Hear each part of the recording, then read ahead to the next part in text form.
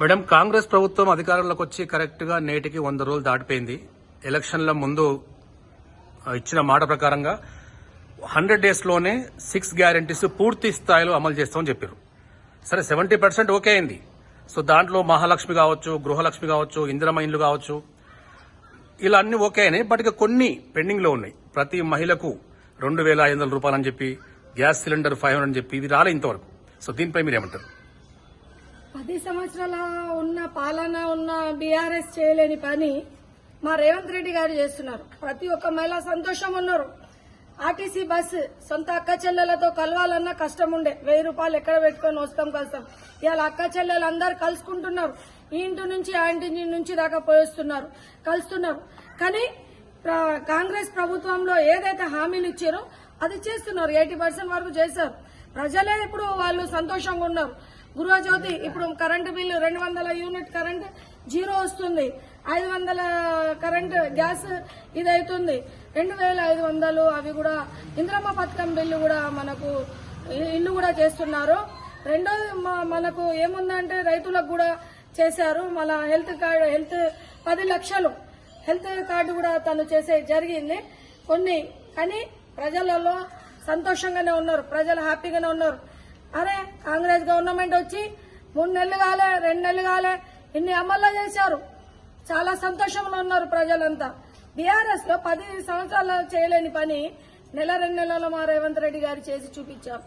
ప్రజలు హ్యాపీగానే ఉన్నారు. అవి కూడా త్వరలోనే మేము చేస్తాము. ఎందుకు చేయరు? 100% గా రేవంత్ రెడ్డి గారు మాట ఇచ్చారు కాబట్టి ఆ మాట అమలు చేస్తారు. ప్రజలు కూడా సంతోషంగా ఉన్నారు. ప్రజలు కూడా రాబోయే రోజులలో హ్యాపీగా ఉంటారు. ఎందుకంటే రాబోయే రోజులలో కాంగ్రెస్ కి ఎందుకు ఓటేశారంటే ప్రజలు నష్టపోయారు కాబట్టి, ప్రజలు మోసపోయారు కాబట్టి. బీఆర్ఎస్ పాలనలో కాంగ్రెస్ గవర్నమెంట్, కాంగ్రెస్ తెలంగాణ కాంగ్రెస్ ఇచ్చింది కాబట్టి కాంగ్రెస్ కి ఓటేశారు. కాంగ్రెస్ చేస్తారు, చెప్పిన మాటలకు అమలు చేస్తారు. ఎందుకంటే తను చెప్పిన మాటలు చెప్పారు, చేస్తున్నారు. కానీ గత ప్రభుత్వంలో ఎవరు చేయలేని పని మా రేవంత్ రెడ్డి గారు చేస్తున్నారు. తను ఒక తెలంగాణ టైగర్. మా తెలంగాణ కోసం మా ఆడిబిడ్డల దీవెన తన పట్ల ఉన్నది. తన ఒక పనికి ప్రజలంతా తనని ఒక సొంత అన్నగా తనను భావిస్తున్నారు. తన తోడబుట్టుగా మనకు వచ్చిండు. మన తోడబుట్టులతో కల్పనకి ఇచ్చేదానికి చేస్తున్నాడు. ఇలాంటి కొడుకుకి ఆ దేవుడే ఇచ్చడాన్ని అందరూ ప్రైడ్ చేస్తున్నారు. రాబోయే రోజులలో కాంగ్రెస్ ప్రభుత్వం మాత్రమే ఉంటుంది. బీఆర్ఎస్ కానివ్వండి, బీజేపీ కానివ్వండి, ఎవరికి ఎంపీ టికెట్లు కూడా రావు. మొత్తం లేకపోతే కాంగ్రెస్ గవర్నమెంటే వస్తుంది. ఇక్కడ మా రేవంత్ రెడ్డి గారు సీఎం, ఢిల్లీలో మా ప్రైమ్ మినిస్టర్ మన రాహుల్ గాంధీ అవుతారు. ప్రతి ఒక్కరు చేయి గుర్తుకే ఓటేస్తారు. ఎందుకంటే తల్లిని ప్రేమించినోడు రాష్ట్రాన్ని కూడా ప్రేమిస్తాడు. అది మా రాహుల్ గాంధీ తరపునే.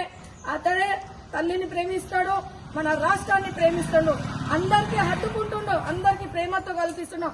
మొన్న వచ్చిన మోడీ గవర్నమెంట్ కానివ్వండి, ఇక్కడికి వచ్చినప్పుడు మోదీ పేద ప్రజలతో చేయి కలపలేని పరిస్థితి. కానీ మా రాహుల్ గాంధీ గుండెగా అద్దుకుంటాడు పేదోనికి. ఆ పేదోనికి దగ్గర తీసుకుంటున్నాడు. పేదోని సమస్య గురించి అడుగుతుండు. ఈ రోజు భారత్ జోడో యాత్రకు వెళ్తుందంటే ప్రజలలో ఏం నష్టపోయారని తెలుసుకోవడానికి వెళ్లారు. కమ్ ఎవరన్నా వెళ్ళారా? ప్రజలు ఎట్లా ఉన్నారు, పేద కుటుంబాలు ఎట్లా ఉన్నారని తెలుసుకోవడానికి పోయారు. మన బేట, మన భాయ్, మన शान, हमारी शान राहुल गांधी है। 100% राहुल गांधी प्राइम मिनिस्टर बनते। हर गली में भी एमपी हमारा कांग्रेसी आता बल्कि हम कहते हैं।